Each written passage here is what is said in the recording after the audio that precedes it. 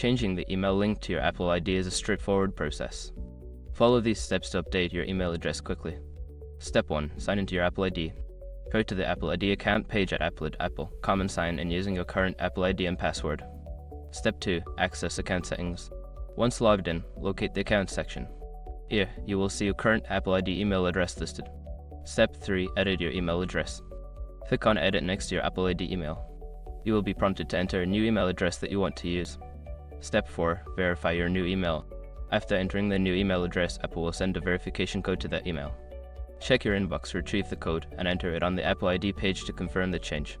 Step 5. Update your devices. Once your email address is updated, make sure to sign out and back in on all your Apple devices using the new email address to ensure everything syncs properly. By following these steps, you can easily change the email link to your Apple ID. If you encounter any issues, consult Apple support resources for further assistance.